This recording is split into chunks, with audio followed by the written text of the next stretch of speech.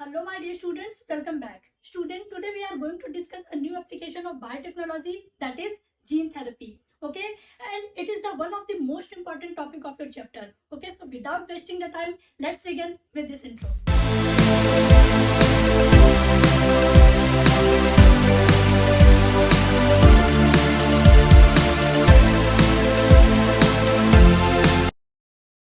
So student, चलिए देखते हैं कि जीन थेरेपी क्या होती है। जीन थेरेपी, जैसा आपको नाम ही कोरिलेट कर रहा है कि ये कोई ऐसा मेथड है, एक ऐसी टेक्निक है, एक ऐसा तरीका है जिससे किसी भी जीन के डिफेक्ट को करेक्ट किया जा सकता है। Okay, so you can also say it is a correction of gene defect, and if you want to define well, then you can say that it is a collection of method which allow to correction of gene defect that has been diagnosed in any individual, any child or any embryo. Okay, तो ये तो हो गई इसकी definition की बात। अब बात आती है स्टूडेंट कि ये जो डिफेक्ट है ये होता क्यों है, किसी भी इंडिविजुअल में या किसी भी चाइल्ड में ये डिफेक्ट क्यों होता है। तो देखिए स्टूडेंट, ऐसा जैसा कि हम सभी लोग जानते हैं कि हमारी बॉडी के अंदर जो भी कैरेक्टर्स होते हैं या जो भी ट्रेड्स होते हैं, उन सब के पीछे कोई ना कोई जीन रिस्पॉन्सिबल होता है। ओके, हमारे बालों का कलर हो गया, हमारी आंखों का कलर हो गया, हमारे स्किन का कलर हो गया, इन सभी को अपीयर करने के लिए एक पर्टिकुलर जीन रिस्पॉन्सिबल होता है। ओके, और अगर किसी पर्टिकुलर जीन में कोई डिफेक्ट हो जाए तो उस पर्टिकुलर जीन का जो फंक्शन है वो आगे कोरिलेट नहीं कर पाता और उसे डेफिशिएंसी वहां पर एक हो जाती है। Okay, just let me an example. मान लीजिए कोई जीन है ABC और इसका फंक्शन है कि ये हमारे आई कलर को अपीयर करता है या आई कलर के फंक्शन को अपीयर करवाता है। अगर इस ABC में मान लीजिए B रिस्पॉन्सिबल है इस आई कलर के लिए, अगर इस B में कोई डिफेक्ट आ जाता है तो ऑब्वियस सी बात है कि हमारे आई के कलर में भी डिफेक्ट आएगा, उसके फंक्शन में डिफेक्ट आएगा। ओके, तो किसी एक पर्टिकुलर जीन में कोई डिफेक्ट हो जाता है जिस वजह से ये जेनेटिक डिसऑर्डर हो जाता है या एक हेरिडिटियल डिसऑर्डर या हेरिडिटियल डिजीज हो जाती है। ओके, अब स्टूडेंट बात आती है कि ये जो जीन थेरेपी थी इसको हमने अप्लाई कब किया था। तो यस, जीन थेरेपी को अप्लाई किया गया था इन ईयर 1990 में एक 4 साल की बच्ची के ऊपर जो कि अफेक्टेड थी एक डिजीज से। ओके, तो हम इसको ये बोल सकते हैं कि इसको हमने अप्लाई किया था इन ईयर 1990 में इन अ 4 years old girl। ओके, इन अ 4-year-old गर्ल, एक 4 साल की बच्ची पे इसको अप्लाई किया गया था जो कि अफेक्टेड थी एक डिजीज से, that was skid. Okay, so the first clinical diagnosis of gene therapy which is applied in 1990 in a 4-year-old girl and which has been affected with a disease that is SCID। Okay, SCID को हम क्या बोलते हैं student? That is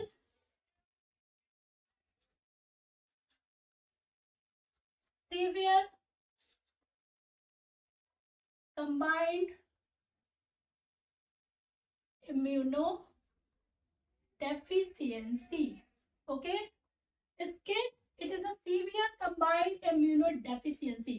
ठीक है, ये एक ऐसी डिजीज है स्टूडेंट जो कि होती है, किसी भी एक जेनेटिक डिसऑर्डर है जो कि हो जाता है, उसका एक पर्टिकुलर रीजन क्या है, that was the important point. अब ये स्किड उस बच्ची में क्यों हुई? ओके, हम ये कहेंगे कि भाई हमारे अंदर ये डिजीज नहीं है, बट इस बच्ची में ये डिजीज क्यों हुई? तो यस, हम जानते हैं कि हमारी बॉडी के जो भी फंक्शन होते हैं वो कोरिलेट करते हैं किसी एंजाइम की वजह से, किसी हार्मोन की वजह से या किसी ना किसी जीन की वजह से। ओके, बट यहाँ पे क्या था कि ये जो स्किड जो हुआ था उसको, उसके लिए रिस्पॉन्सिबल क्या था कि उसकी बॉडी में एक ऐसा एंजाइम स्किप था, डिलीट हो गया था, डिलीशन हो गया था उसका, जिसकी वजह से उसे ये डिजीज हुई थी। अब वो एंजाइम क्या था student, that was the important point, just focus on it. The enzyme is ADA, okay? The enzyme is ADA, that is adenosine deaminase enzyme, ठीक है? This is adenosine deaminase enzyme. Adenosine deaminase enzyme, it is responsible for the function of our immune system, okay? और यही enzyme इस बच्चे के अंदर skip था, delete हो गया था, किसी भी वजह से हो सकता है, म्यूटेशन की वजह से हो सकता है या किसी और रीजन की वजह से हो सकता है, बट इस एंजाइम के डिलीट हो जाने की वजह से, डिलीशन हो जाने की वजह से उसके अंदर में ये डिजीज जो थी वो हो गई थी। ओके स्टूडेंट, अब स्टूडेंट बात आती है कि भाई ये जो डिजीज थी इसको क्योर करने का कोई तरीका होगा, कोई मेथड होगा? तो यस स्टूडेंट, जब बायोटेक्नोलॉजी का डेवलपमेंट नहीं हुआ था तब अगर कोई बच्चा बॉर्न करता था किसी जेनेटिक डिसऑर्डर के साथ, तो ये मान लिया जाता था कि अब वो लाइफ टाइम तक उस डिसऑर्डर के साथ उसको अपनी लाइफ स्पेन करनी है। ओके, सो बट उस समय भी जो डॉक्टर्स थे उन्होंने कुछ मेथड्स अपनाए थे कुछ चाइल्ड्स पर कि इस जो डिजीज है इसको खत्म करने के लिए, इस डिजीज को ट्रीट करने के लिए कुछ मेथड अपनाए गए थे। वो मेथड क्या थे स्टूडेंट? जो उनमें से जो सबसे इंपॉर्टेंट 2 मेथड थे, दैट इज, जो पहला मेथड था वो था आपका bone marrow transplantation. Okay, that is bone marrow transplantation. Okay, और जो सेकेंड वन था that is enzyme replacement therapy. ठीक है, फर्स्ट वन है bone marrow transplantation and second one था एंजाइम रिप्लेसमेंट थेरेपी। अब इन दोनों मेथड्स में किया क्या जाता था स्टूडेंट? इन दोनों मेथड में ये किया जाता था, चूंकि ये अफेक्टेड पर्सन में था तो ऑब्वियस सी बात है कि उसके अंदर ये एडीए जो था वो डिलीशन होगा या वो नॉन फंक्शनल होगा। तो हम क्या करते थे इन दोनों मेथड्स में, डॉक्टर का जो ट्रीटमेंट करने का तरीका था कि वो एक फंक्शनल एडीए को इंजेक्शन के थ्रू उस अफेक्टेड पर्सन में डालते थे, जिससे इसका ट्रीटमेंट जो होता था वो आगे फॉलो होता था। बट ये जो दोनों मेथड थे वो पूरी तरह से क्यूरेटिव नहीं थे, क्यूरेबल नहीं थे। ओके, अब जब after the development of biotechnology जब जीन थेरेपी आई तो जीन थेरेपी को फॉलो किया गया था, और जीन थेरेपी को फॉलो करने का जो तरीका था वो क्या था? ये जो किड था जो कि 4 साल की बच्ची में था, जब इसके ऊपर जीन थेरेपी को फॉलो किया गया तो फिर क्या क्या उसके कंक्लूजन्स आए उसको देखते हैं। देखिए स्टूडेंट, जीन थेरेपी को हम थर्ड मेथड मान लेते हैं, it is the third method, this one the first and this one the second. First second and जब जीन थेरेपी आई तो हमने जीन थेरेपी को फॉलो किया। अब जीन थेरेपी में क्या प्रोसेस करते थे स्टूडेंट्स, उसको ध्यान से देखिए। जीन थेरेपी में हम क्या करते हैं कि जो अफेक्टेड पर्सन होता है उसके बोन मैरो से सेल्स को बाहर निकालते हैं और बाहर के मीडियम में उसको कल्चर कराया जाता है। अब चूंकि वो नॉन फंक्शनल होते हैं तो उसमें हम एक फंक्शनल जीन को डालते हैं with the help of a vector, और फिर वापस से उसको उस पर्सन में रिटर्न कर दिया जाता है। ओके, ध्यान से फिर से समझिए कि जीन थेरेपी की जो प्रोसेस क्या थी कि हम बोन मैरो से सेल्स को बाहर निकालते थे। बोन मैरो के अंदर स्टूडेंट्स लिम्फोसाइट्स होते हैं। ओके, बोन मैरो के अंदर में लिम्फोसाइट्स। अब चूंकि ये जो लिम्फोसाइट्स है ये एक अफेक्टेड पर्सन से निकाला गया है तो ऑब्वियस सी बात है कि ये नॉन फंक्शनल होंगे, जो उनके अंदर की सेल्स होंगी दैट वाज नॉन फंक्शनल। तो नॉन फंक्शनल जो सेल्स थी, नॉन फंक्शनल सेल्स।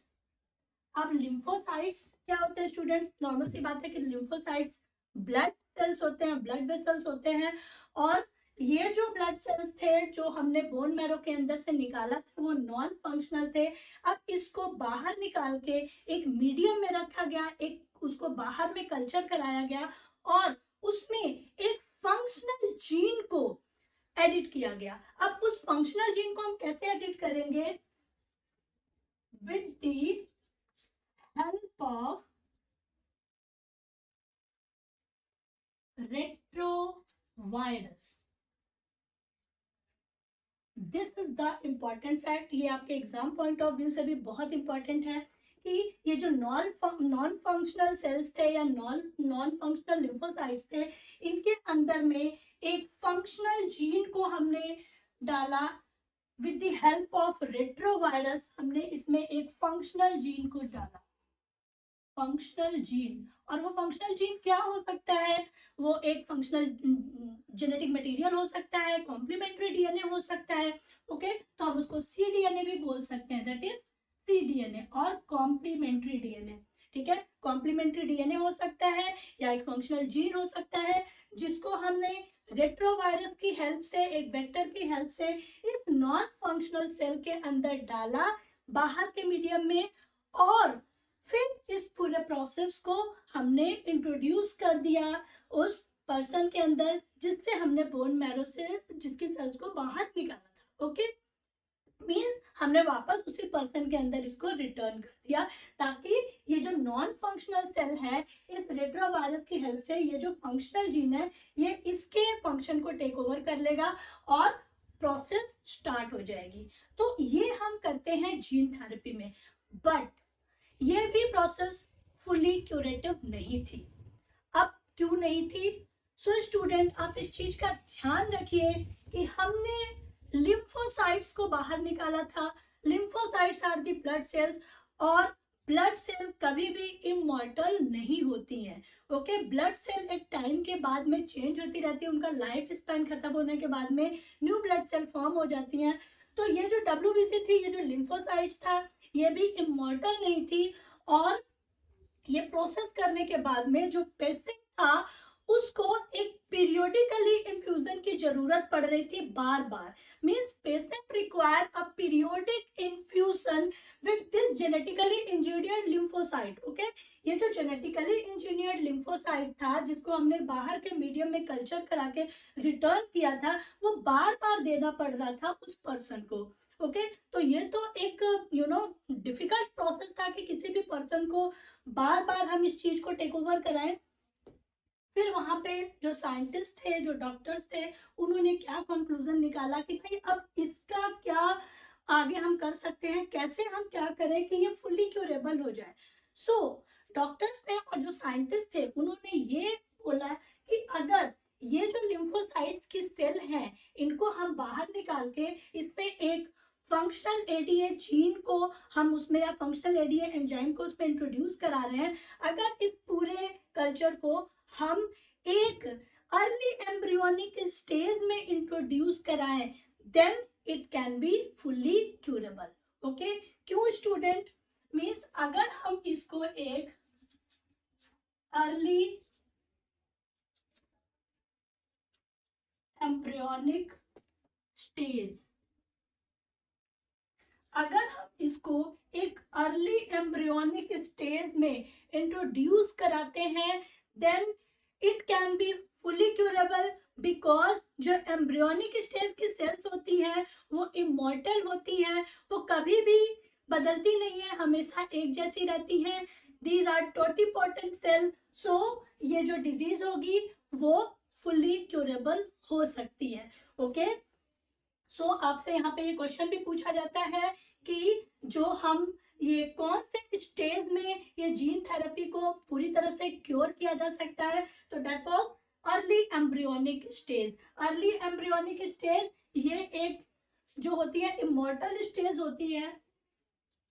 इमॉर्टल, आप नोट कर लीजिए, इमॉर्टल स्टेज, इमॉर्टल सेल्स आप बोल सकते हैं इसको, इमॉर्टल सेल्स होती है, और इसको हम टोटिपोटेंट सेल्स भी बोलते हैं, दैट इज टोटिपोटेंट सेल्स।